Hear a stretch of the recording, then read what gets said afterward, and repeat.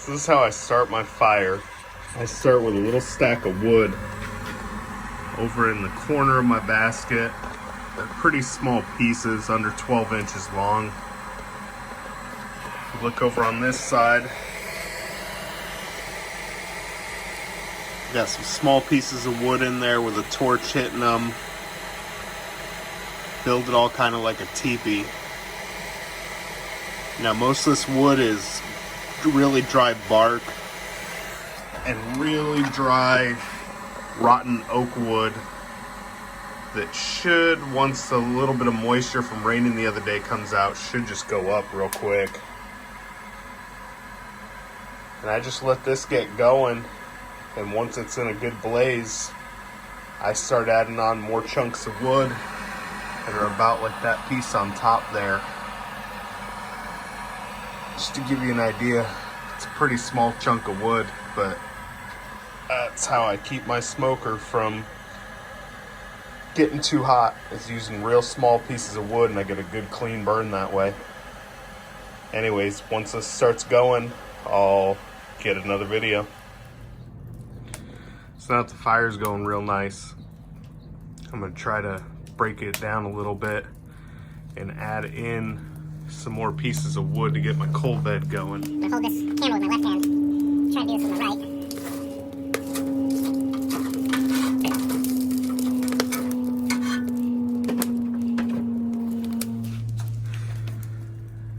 I've got some cherry and some oak here. Most of it's just white oak. There's a little bit of black oak in there too.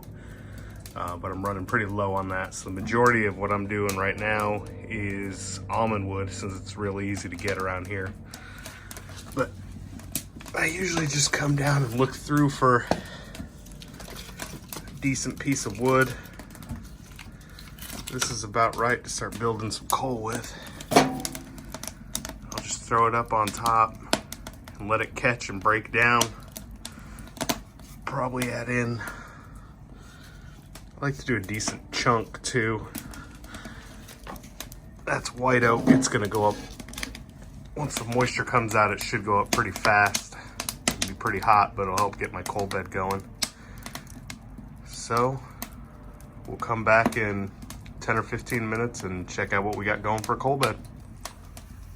So I just looked at the clock. It's been about 40 minutes since I started this fire, got it going.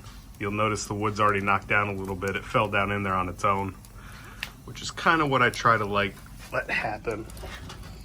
Got some good coals going there. Chamber temps at about 150. That gauge reads about 25 degrees hot up there, but I've got a little smart grill thing there that I use to tell my exact temperature once I get cooking. Got a little bit thicker piece of wood I'm going to throw in this time just to help catch and get some coals going. It's got some bark on it. I'm not worried about the bark because this is just a coal bed. That guy's gonna go in there. Sorry, I'm not used to holding the camera in, moving the fire around.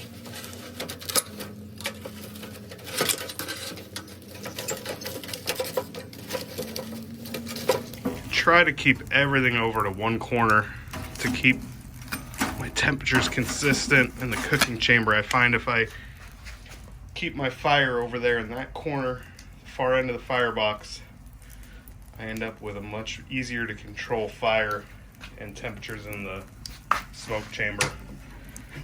So now I'll take the lid, close it down. A little bit of smoke will start coming out of this side until the cook chamber gets up, and then it'll start sucking through. Now this smoker is one, started its life as a Joe, and then I added in my own smokestack. I haven't had time to finish and put a plate on the end to adjust the damper. I was doing some Spam the other day, and that was how open it wanted to be to get me my 225 that I like for cooking Spam. I'll probably just slide this back a little bit. Open it up now. Just a pan with some firewood on top for a damper for now, but when the weather gets better, Let's get that set up. She's not beautiful, but she gets the job done.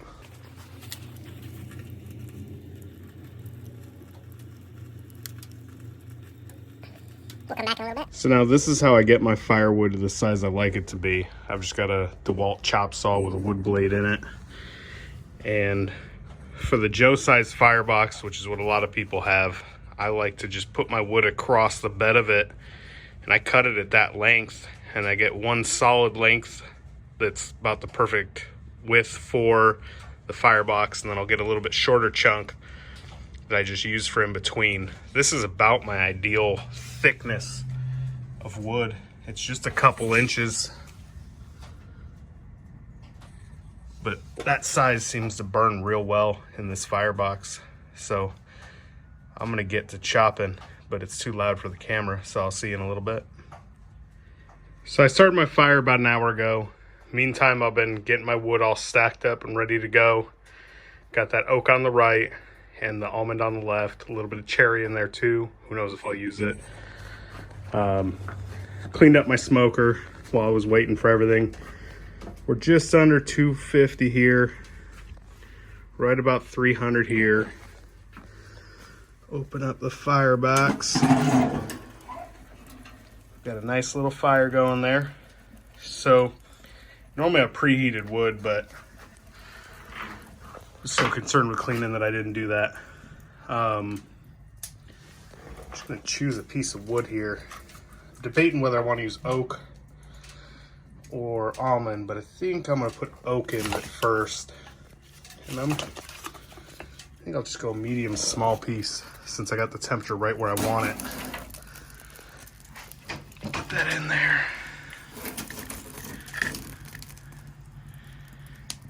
Sometimes I leave the door open for a minute while I let it catch.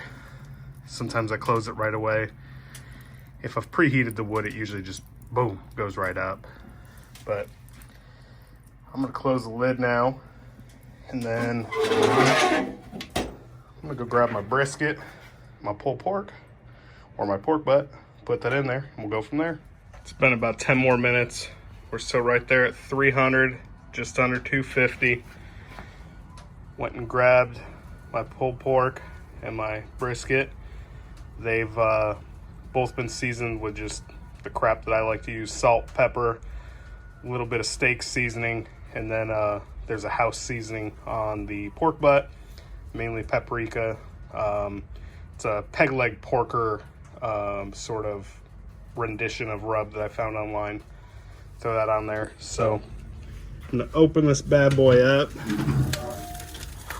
get my meat on there, and we'll go from there. So I got my meat in there. Everybody debates fat up, fat down. I went with the fat down just because my heat is coming through the center here, and I figure give it a little bit of protection. Never noticed a difference either way. I did a pastrami the other day with fat down, and it came out real nice, and the fat was good. So I trimmed this brisket to have real thin fat on the bottom anyways.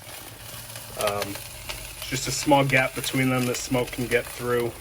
I like to keep my meat as far that way as I can. I get the most consistent temperature from about here over to here. Once I get into the chimney, I've had a temperature probe in there. I've noticed it gets quite a bit hotter up there. But yeah, I'm gonna close this lid down and let this thing do its magic, and we'll come back and check in a few hours. Almost can't even tell there's smoke coming out of there. Nice clean burn. Anyways, it's been about 15 minutes since I put the meat on. We're almost back up to 250, which I didn't expect it to climb that much. We're 300 over here.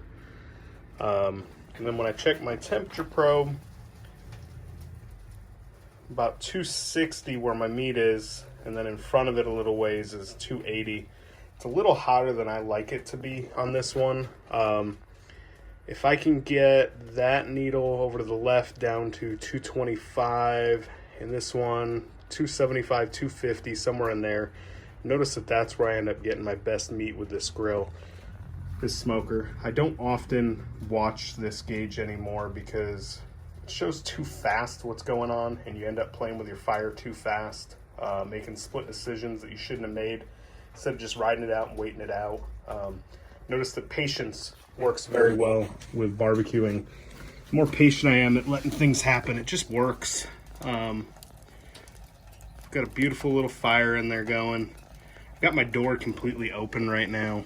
I'm probably going to close my door and leave the vent wide open and just kind of go with that. Normally when I've first built my coal bed and I get my meat on like this and get going, I can usually smoke for 3 hours with the door closed with the vent open. Sometimes I need to close the vent down almost all the way. And then I start losing my coal bed and I open the door up, I add in some wood and build it back up. But I'm just gonna probably go like that there, leave a little gap in the door, leave the vent open, and give that 20 minutes or so and see what happens, and I'll come back and show y'all. It's been about 20 more minutes. Kind of hard to tell because there's no real light today, but just a little puff of smoke coming out. We're right there where I like to see my temperature gauge. Still a little bit hot, but not bad. I don't care. Looking good there. Got our piece of wood ready to go. Firebox still in the same, or fire door still in the same position. Temps on here.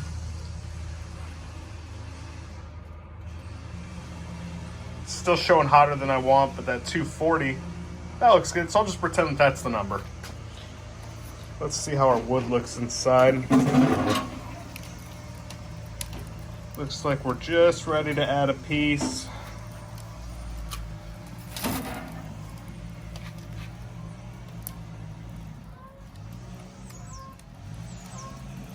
We'll give it a second and let it catch.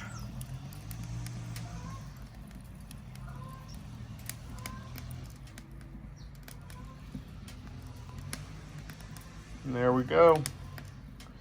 That was a nice big solid chunk of almond that I put on there. I'm hoping that doesn't make the heat go up too high, but I had mainly white oak and almond in there before, so temperature should stay pretty similar. That was just a real heavy piece of wood that I think will buy me some time and let me chill inside the house, because not very warm, not very nice outside today, but another couple hours it'll probably clear up. Anyways, check back in a little bit. Well, and just like that, we're billowing smoke out. Temperature dropped. It's only been about 20 minutes since the last portion I taped. It did start raining, which doesn't help, but looks like need to just stoke things up a little bit. Rotate the wood.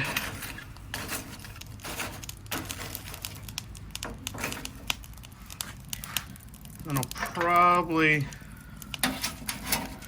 open the door.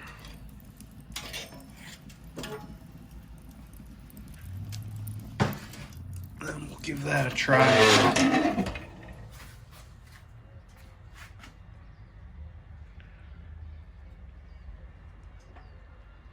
Smoke's already clearing up. Come and check in a little bit.